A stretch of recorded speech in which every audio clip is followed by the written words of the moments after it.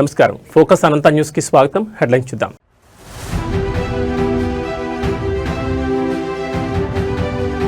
వందే మాతరం కేవలం పాట కాదు, భారత దిక్సూచి. ఈ గీతం బ్రిటిష్ వారిని సవాలు చేసిందన్న మోడీ.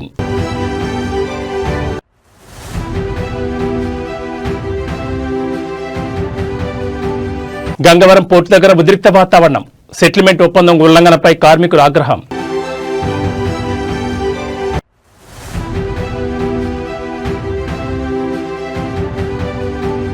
శంషాబాద్కు వచ్చే 3 విమానాలకు బాంబు బెదిరింపులు. డాగ్ స్క్వాడ్లతో ముమ్మరంగా తనిఖీలు.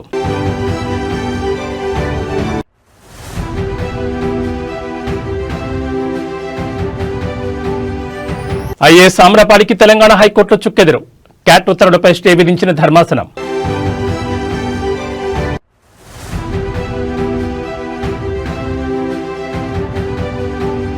వల్లభనేని వంశీ ప్రధాన అనుచరుడు అరెస్ట్. సత్యవర్ధన్ కిడ్నాప్ కేసులో A2 నిందితుడిగా ఉన్న కొమ్మ కోర్టులో.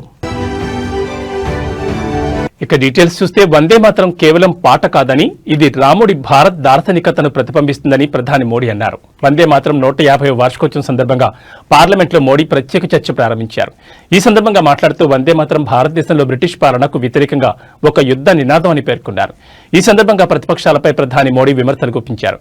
కాంగ్రెస్ ను తీవ్రంగా విమర్శిస్తూ వందే మాత్రం 100 సంవత్సరాలు పూర్తి చేసుకున్నప్పుడు దేశం అత్యవసర పరిస్థితిలో ఉందని పేర్కొన్నారు. ఇక ఈ పాట 50 సంవత్సరాలు పూర్తి చేసుకున్నప్పుడు భారతదేశం పరాయి పాలనలో ఉందని తెలిపారు. బంకిం చంద్ర చట్టోపాధ్యాయ వందే మాత్రం పాటతో బ్రిటిష్ వారిని సవాల్ చేశారని గుర్తు చేశారు. స్వాతంత్ర పోరాటంలో వందే మాత్రం దేశానికి స్ఫూర్తినిచ్చి సాధికారతను కల్పించిందని స్పష్టం చేశారు. ఈ చర్చ భవిష్యత్ తరాలకు స్ఫూర్తినిస్తుందని చేపట్టినట్లు పేర్కొన్నారు. पूरब से पश्चिम, उत्तर से दक्षिण, वंदे मातरम हर भारतीय का संकल्प बन गया. इसलिए वंदे मातरम की स्तुति में लिखा गया था, मातृभूमि स्वतंत्रता की वेदिका पर मदोमय. मातृभूमि स्वतंत्रता की वेदिका पर मोदमय. स्वार्थ का बलिदान है, यह शब्द है वंदे मातरम. का अभिमान है, यह शब्द वंदे मातरम. आदरणीय अध्यक्ष जी, कुछ दिन पूर्व जब वंदे मातरम 150 का आरंभ हो रहा था, तो मैंने उस आयोजन में कहा था, वंदे मातरम हजारों वर्ष की सांस्कृतिक ऊर्जा भी थी, उसमें आजादी का जज्बा था. अंग्रेजों के उस दौर में एक फैशन हो गई थी भारत को कमजोर, निकम्मा, आलसी, कर्महीन, इस प्रकार भारत को जितना नीचा दिखा सके ऐसी एक फैशन बन गई थी. और उसमें हमारे यहां भी जिन्होंने तैयार किए थे वो लोग भी वही भाषा बोलते. 2 ఏళ్ల కాంగ్రెస్ పాలనపై మాజీ మంత్రి హరీష్ రావు తీవ్ర స్థాయిలో విమర్శలు గుప్పించారు. సోమవారం మీడియాతో మాట్లాడుతూ ముఖ్యమంత్రి ప్రతిరోజు ప్రజా దర్బార్లో ప్రజలను కలుస్తారన్నారని, ఆ గొప్పలు ఏమయ్యాయని ప్రశ్నించారు. రేవంత్ రెడ్డి బిల్డప్ బాబాయ్ అంటూ వ్యాఖ్యలు చేశారు. జల్సాలకు, విందులకు, పెళ్లిళ్లకు, సీఎల్పీ మీటింగ్లకు ప్రజాభవన్ వాడుతున్నారని ఆరోపించారు. రేవంత్ రెడ్డి ప్రైవేట్ లిమిటెడ్ పాలన అంటూ దుయ్యబట్టారు. 2 ఏళ్ల కాంగ్రెస్ పాలనలో రేవంత్ రెడ్డి ప్రజలకు వేదన, రోదన మిగిల్చారన్నారు. రేవంత్ పాలనలో హైదరాబాద్ బ్రాండ్ ఇమేజ్ దెబ్బతిందని విమర్శించారు. 2 ఏళ్ల పాలనలో ఆదాయం ఎందుకు తగ్గిందో చూసుకోవాలన్నారు. ఆర్గనైజ్డ్ కరప్షన్ పాలన రేవంత్ కుటుంబం, మంత్రులదే అంటూ కామెంట్స్ చేశారు. కరప్షన్ ఎలా చేయాలో కాంగ్రెస్ పాలన చూసి నేర్చుకోవాలంటే ఎద్దేవా చేశారు. వ్యవస్థీకృత అవినీతికి కాంగ్రెస్ అధిష్టానం బాధ్యత వహించాలని డిమాండ్ చేశారు. 2 ఏళ్ల కాంగ్రెస్ పాలన ప్రజలకు మొండి చేయి చూపించిందని, అన్ని వర్గాల ప్రజలను మోసం చేశారని మండిపడ్డారు. ప్రభుత్వం విజన్, విధానమేంటో ఎవరికీ ఇప్పటికీ అర్థం కావడం లేదన్నారు. ప్రజలకిచ్చిన హామీలు, అభివృద్ధి, సంక్షేమం ఏమీ చేయలేదని మాజీ మంత్రి ఫైర్ అయ్యారు. విజయోత్సవాలు కాదు, అపజయోత్సవాలు జరుపుకోవాలన్నారు. ఇప్పుడు కరీంనగర్ జిల్లా నుంచి ఒక రైతు, నేను పత్రికలో చదివిన విషయం చెప్తున్నా. గొడుగు నాగరాజు అనే రైతు ప్రజాభవన్కి వచ్చి ఫిర్యాదు చేసిండు. ఆ గొడుగు నాగరాజుకు సెల్ ఫోన్లో మెసేజ్ వచ్చింది, నీ సమస్య పరిష్కారం అయిపోయింది అని. నిజంగా చూస్తే ఈరోజు కూడా పరిష్కారం కాలేదు. అంటే నీ ప్రజాభవన్, నీ వేదిక ఎట్లా పనిచేస్తుంది, నువ్వు పోయింది లేదు, నీ మంత్రులు పోయింది లేదు, ఇచ్చిన దరఖాస్తులకు కనీస పరిష్కారం కూడా లేకుండా పోయింది. అంటే ఇలా ప్రజాభవన్ అనేది ప్రజలకు ఉపయోగపడతలేదు, జల్సాలకు, విందులకు, ఫస్ట్ ప్రోగ్రాం వాళ్ళ మేనిఫెస్టోలో ఉన్న మొదటి కార్యక్రమం, ఆయన ప్రమాణ స్వీకారం చేసిన తర్వాత చెప్పిన మొదటి మాట అదే తుసుమన్నది. ఏం చెప్పింది వాళ్ళ మేనిఫెస్టోలో? ముఖ్యమంత్రి గారు తన కార్యాలయంలో ప్రతిరోజు ప్రజల్ని కలుస్తాడు, ప్రజా దర్బార్ నిర్వహిస్తాము అని మేనిఫెస్టోలోని మొదటి పారాలో చెప్పారు. చివరికి జరిగింది ఏంది? ఆ రోజు ప్రమాణ స్వీకారం చేసేటప్పుడు రేవంత్ రెడ్డి గారు రోజు ప్రజా దర్బారు నేను నిర్వహిస్తా, సామాన్యులు సైతం వచ్చి నన్ను కలవచ్చు అని చెప్పి గప్పాలు కొట్టిండు. ప్రమాణ స్వీకారం చేసి ఒక్కరోజు మాత్రమే ఇలా కళ్యాణ లక్ష్మి షాదీ ముబారక్, తులం బంగారం ఇస్తా అన్నాడు రేవంత్ రెడ్డి. సరే తులం బంగారం వచ్చిందా లేదా నాకు తెలుసు, ఇవాళ రాష్ట్రంలో ఎక్కడ రాలే. చివరికి పరిస్థితి ఏడికి వచ్చిందంటే మొన్న రామగుండం ఎమ్మెల్యే గారు చెక్ ఇచ్చింది, కళ్యాణ లక్ష్మి చెక్, నేను టీవీలో చూసిన. సంకల బిడ్డనెత్తుకొని వచ్చింది ఆమె, పెళ్ళై పిల్ల పుట్టినాక చెక్ వస్తుంది. నీ తులం బంగారం రాకపోయే కానీ చివరికి చెక్ ఎప్పుడు వస్తుంది అంటే పిల్ల పుట్టినాక వస్తుంది.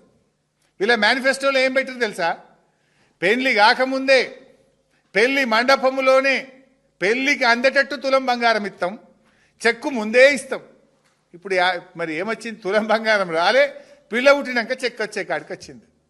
ఇవాళ కళ్యాణ లక్ష్మి కింద ఈ రాష్ట్ర ప్రభుత్వం ఇక ఈయన మాట్లాడితే దుబారా గురించి, మా ప్రభుత్వం గురించి గతంలో అబద్ధాలు మాట్లాడిండు.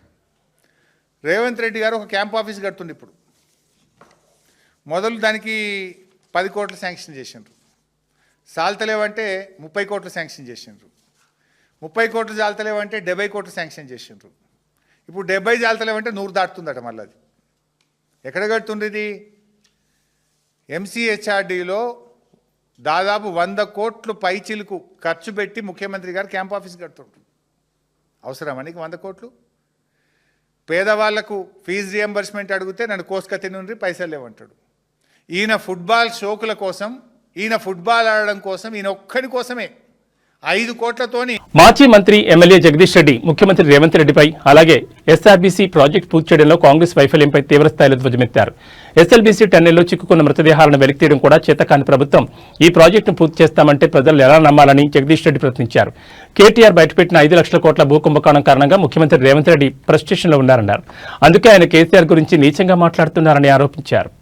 పాపం ఎప్పుడు తన సహజ స్వభావాన్ని ఇంకా కూడా విడనాడటం లేదు. 2 సంవత్సరాలు పూర్తయినా కూడా చేస్తున్నదేమో ప్రజాపాలన పేరు మీద పర్యటనలు.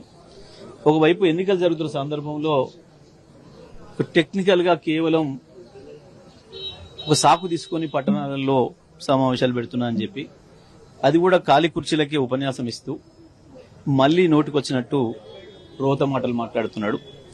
చాలా అసహ్యంగా, చాలా జుగుప్సాకరంగా ఉంటున్నాయి ముఖ్యమంత్రి మాటలు. ఎవడైనా పదవిలోకి వచ్చినప్పుడు కనీసం మారుతారు. ప్రతిపక్షంగా ఉన్నప్పుడు ఉపయోగించిన భాషను కానీ పదాలను కానీ జనరల్ గా వాడరు. అవాళ కొంత పౌరుషంగా మాట్లాడతారు, కొంచెం ఆవేశంగా మాట్లాడతారు. ఆ తర్వాత సహజంగానే అధికారంలోకి వచ్చినప్పుడు మళ్లీ బాధ్యతాయుతంగా మాట్లాడతారు. ఎక్కడైనా ఎవరైనా ఒక చిన్న సర్పంచ్ పదవి నుంచి మొదలు పెడితే పై వరకు కూడా ఒక వార్డు మెంబర్ కూడా నేను వార్డు మెంబర్ అయినా అని చెప్పి బాధ్యతగా ప్రవర్తిస్తాడు. కానీ వాళ్ళ ఈ ముఖ్యమంత్రికి ఆ మాత్రం విజ్ఞత కూడా లేదు. చాలా అసహ్యంగా మాట్లాడుతూ ఉన్నాడు. రోజు రోజు పెరిగిపోతుంది. బహుశా ఈ మధ్యకాలంలో ఒక 2-3 నెలల క్రితం కొద్దిగా మారిండు ముఖ్యమంత్రి అని చెప్పి కొంతమంది చర్చించుకుంటుంటే నేను విన్నా. కొద్దిగా భాష మార్చుకుంటున్నాడు అని చెప్పేసి అనే విషయాన్ని విన్నా. కానీ మరి నిన్న మొన్న మళ్ళీ తిరిగి మొదలైంది అంటే బహుశా ఆయనలో హిల్ట్ పాలసీ ద్వారా తన ఏదైతే లక్షల కోట్లు ప్రజాధనాన్ని కొట్టేయాలని చూసిండో, తన కుటుంబ సభ్యులు, తన బంధుమిత్రులకు అపరంగా కట్టబెట్టాలని చూసిండో, ఆ విషయంలో బీఆర్ఎస్ పార్టీ తనదైన పాత్ర పోషించి కేటీఆర్ గారు పెద్ద ఎత్తున దానిపైన ఉద్యమాన్ని ప్రారంభించిన తర్వాత నేను చేయదలుచుకున్న దొంగతనాన్ని అడ్డుకున్నాడన్న ఆక్రోశం కనబడుతుంది. బహుశా దాని వల్లనే మనిషి కొంత కింది మీద అవుతున్నాడు.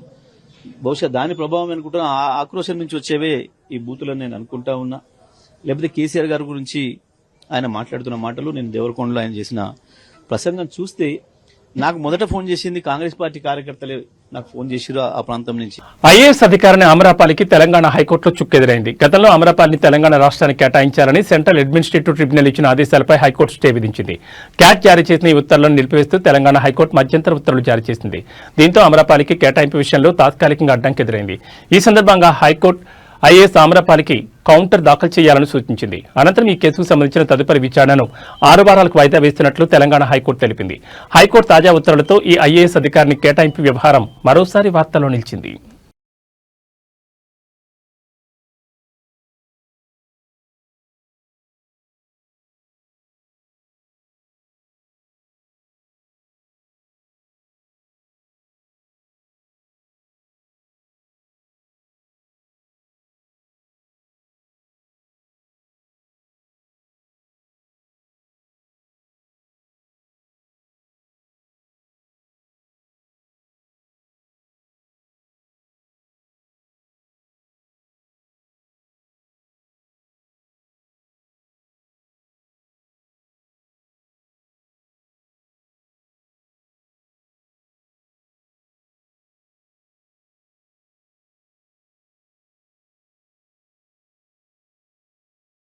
గన్నవరం మాజీ ఎమ్మెల్యే వైసీపీ నేత వల్లభనేని వంశీకి ప్రధాన అంచుడైన కొమ్మ కోర్టులను పోలీసులు ఎట్టకేలకు అదుపులోకి తీసుకున్నారు.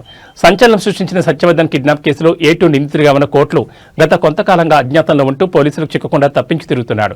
కోర్టులు ఆచూకీపై పక్కా సమాచారం అందుకున్న పటమట పోలీసులు ప్రత్యేక బృందాలను రంగంలోకి దింపి అతన్ని అరెస్ట్ చేశారు. సత్యవర్ధన్ బెదిరించి కిడ్నాప్ చేసిన వ్యవహారంతో పాటు గన్నవరం టీడీపీ కార్యాలయంపై జరిగిన దాడి కేసులో కూడా కోర్టులో నిందితుడిగా ఉన్నట్లు పోలీసులు తెలిపారు. ఈ 2 కీలక కేసుల్లో అతని పాత్రపై లోతుగా విచారణ జరుపుతున్నామని పేర్కొన్నారు. ప్రస్తుతం కోర్టులను అదుపులోకి తీసుకున్న పోలీసులు ఇవాళ అరెస్టును అధికారికంగా నమోదు చేసి కేసు వివరాలను మీడియాకు వెల్లడించే అవకాశం ఉంది. ఇదే కిడ్నాప్ కేసులో గతంలో వల్లభనేని వంశీ కూడా అరెస్టు కావడం, అనారోగ్య కారణాలతో జైల్లో ఇబ్బందులు ఎదుర్కొని ఆ తర్వాత విడుదల కావడం తెలిసిందే.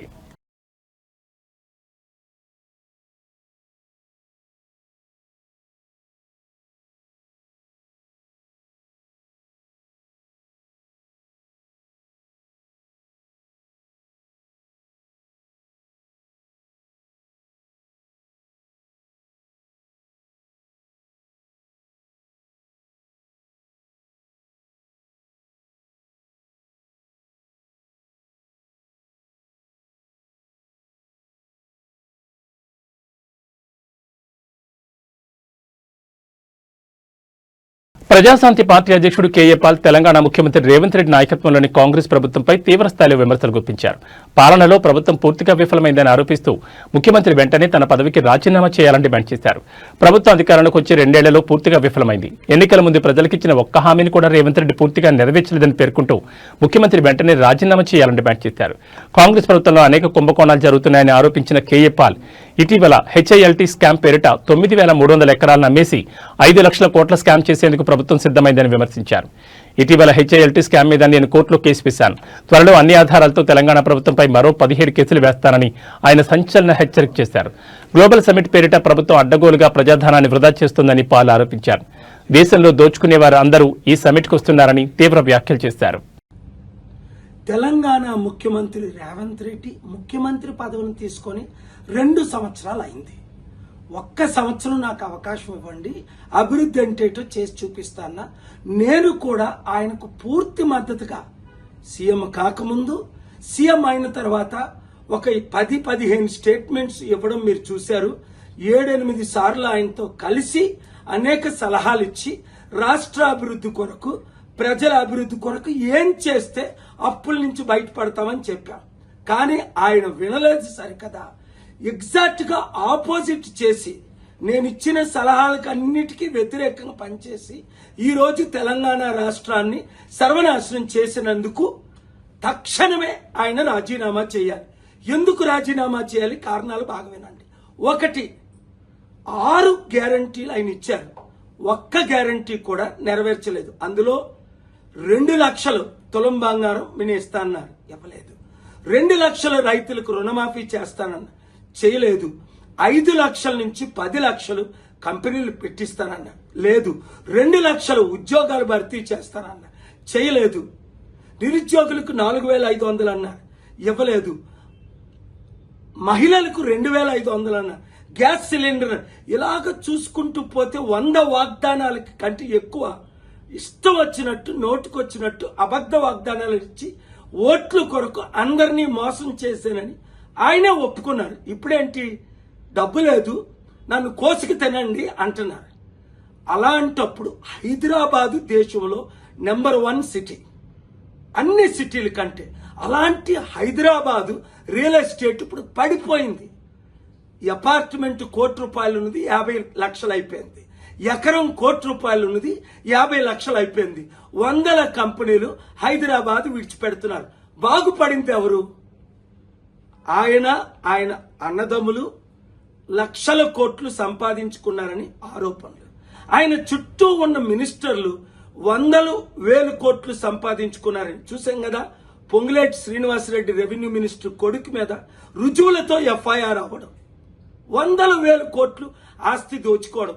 ఇప్పుడు 9,292 ఎకరాలు, దాదాపు 5-6 లక్షల కోట్లు విలువైన ప్రాజెక్టులు తన బినామీలకో ఇతరులకో ఇస్తున్నారని ఆరోపణలు ఇన్వెస్టిగేట్ చేయమని గంగవరం పోర్టు వద్ద ఉద్రిక్త పరిస్థితులు నెలకొన్నాయి. అదాని గంగవరం పోర్టు యాజమాన్యం వ్యవహార శైలికి నిరసనగా నిర్వాసిత కార్మికులు పోర్టు ముట్టడికి పిలుపునిచ్చారు.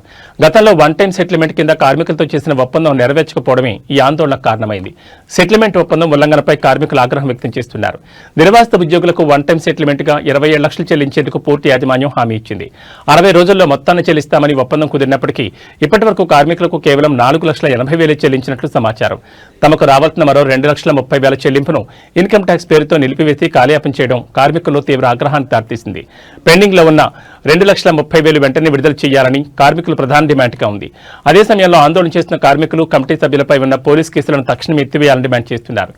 ఇప్పటికే గంగవరం పోర్టు కాలుష్యంతో ప్రజలు కార్మికులు ఇబ్బందులు పడుతుండగా ఇప్పుడు వేతనాలు సెటిల్మెంట్ పేరుతో ఇలా వేధించడం సరైంది కాదని కార్మిక సంఘాలు మండిపడుతున్నాయి.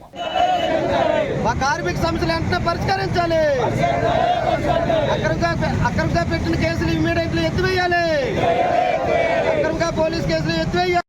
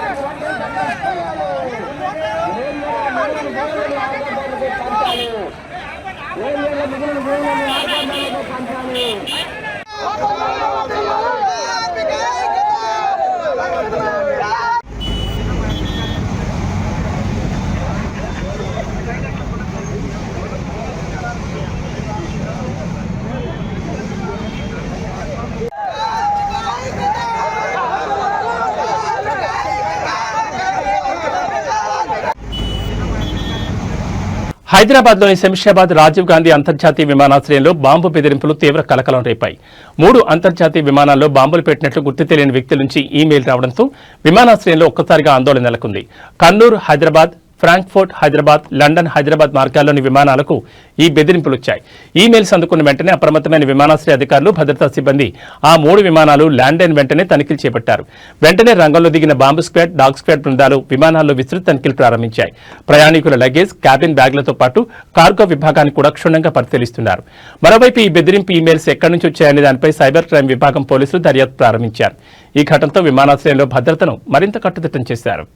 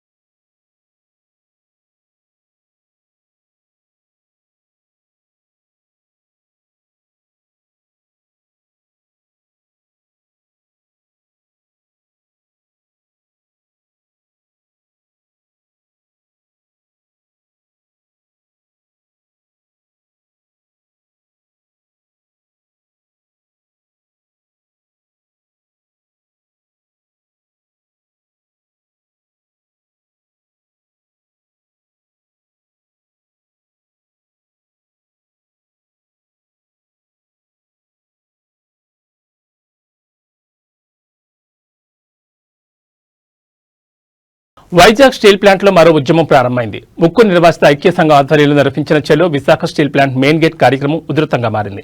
ప్లాంట్ ఏర్పాటు కోసం భూములిచ్చిన ఆర్ కార్డు కలిగి ఉన్న ప్రతి కుటుంబానికి ఉద్యోగం ఇవ్వాలని, లేదంటే వారి భూములు తిరిగి ఇవ్వాలని నిర్వాసితులు స్పష్టమైన డిమాండ్లతో ఆందోళన దిగారు.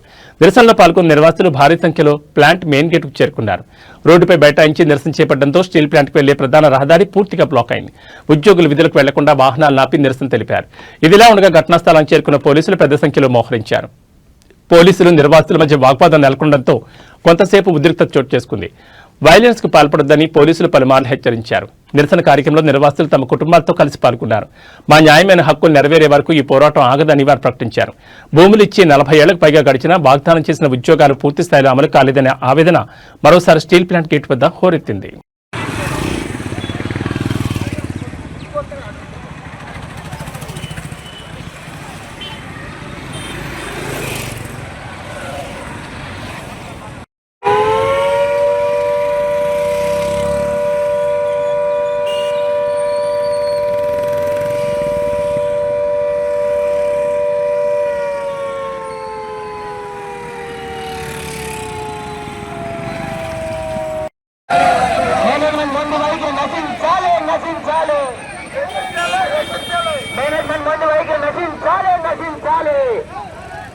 ప్రతి ఆర్గాడికి తగ్గిన సాక్షరం చెయ్యాలి. మిగిలిన భూములన్నీ ఆర్గాడు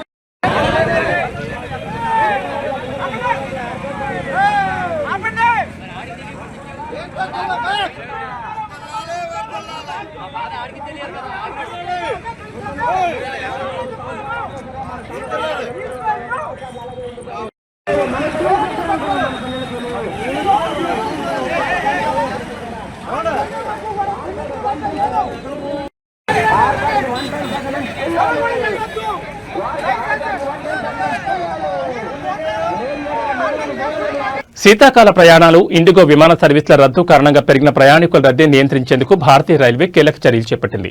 రాబోయే 3 రోజుల పాటు దేశవ్యాప్తంగా 89 ప్రత్యేక రైళ్లు నడుపుతున్నట్లు ప్రకటించింది. ఈ రైళ్లు వివిధ రైల్వే జోన్ల పరిధిలో 100కు పైగా ట్రిప్పులు నడపనుంది. ప్రయాణికులకు ఎలాంటి ఇబ్బందులు కలగకుండా ప్రయాణాలను సులభతరం చేయడమే లక్ష్యంగా ఈ నిర్ణయం తీసుకున్నట్లు రైల్వే అధికారులు తెలిపారు. రద్దీని దృష్టిలో ఉంచుకుని సెంట్రల్ రైల్వే 14, వెస్టర్న్ రైల్వే 7 ప్రత్యేక సర్వీసులను ప్రకటించాయి. అలాగే south eastern railway, eastern railway, northern railway పరిధిలో కూడా పలు ప్రధాన నగరాల మధ్య అదనపు రైళ్లు నడుపుతున్నారు. ముఖ్యంగా ముంబై, ఢిల్లీ, కోల్కతా, లక్నో, పూణే, పాట్నా వంటి రద్దీ మార్గాల్లో ఈ సర్వీసులు అందుబాటులో ఉంటాయి. దక్షిణ మధ్య రైల్వే కూడా శనివారం నుంచి 3 ప్రత్యేక రైళ్లను ప్రారంభించింది. వీటిలో చల్లపల్లి, షాలిమార్, సికింద్రాబాద్, చెన్నై, ఎగ్మోర్, హైదరాబాద్, ముంబై ఎల్టీటీ సర్వీసులు ఉన్నాయి. ఈ ప్రత్యేక రైలు ఏర్పాటుతో సాధారణ రైళ్లపై భారం తగ్గడంతో పాటు ప్రయాణికులకు సురక్షితమైన, సౌకర్యవంతమైన ప్రయాణం వెసులుబాటు లభిస్తుందని రైల్వే శాఖ భావిస్తోంది. వివిధ మార్గాల్లో ప్రకటించిన ఈ అదనపు సర్వీసుల ప్రయాణాలకు భారీ ఊరటనిస్తున్నాయి.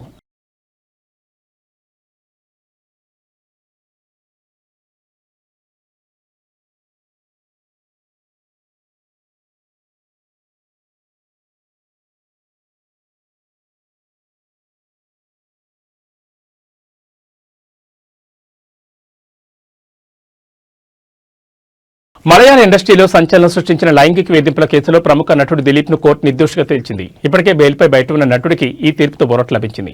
2017లో దిలీప్ తనపై లైంగిక దాడికి పాల్పడ్డాడని ప్రముఖ నటి ఫిర్యాదు చేయడం ఇండస్ట్రీని కుదిపేసింది. నటి ఫిర్యాదుతో దిలీప్ ను అరెస్ట్ చేసిన పోలీసులు ఆయన్ను జైలుకు తరలించారు. తర్వాత న్యాయస్థానాన్ని ఆశ్రయించిన దిలీప్ బెయిల్పై విడుదలయ్యారు. తాజాగా కేరళలోని ఎర్నాకుళం కోర్టు ఈ రోజు తీర్పును వెలువరిస్తూ దిలీప్ ను నిర్దోషిగా ప్రకటించింది. 2017 ఫిబ్రవరి 17న ప్రముఖ మలయాళ నటి త్రిశూర్ నుంచి కొచ్చికి కారులో ప్రయాణిస్తుండగా కొందరు దుండగులు ఆమె వాహనాన్ని అడ్డగించారు. కదులుతున్న కారులోనే ఆమెను 2 గంటల పాటు లైంగికంగా వేధించారు. ఈ దాడిని వీడియో తీసి ఆమెను అవమానించేందుకు ప్రధాన నిందితుడు పల్సర్ సునీల్ ప్రయత్నించాడు.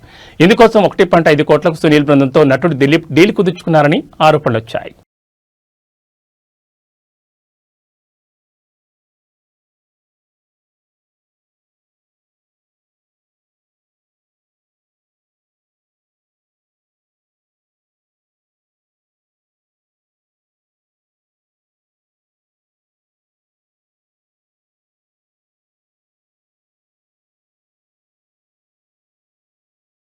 ఇవి ఈ బులెటిన్ విశేషాలు. మరో బులెటిన్లో మళ్ళీ కలుసుకుందాం.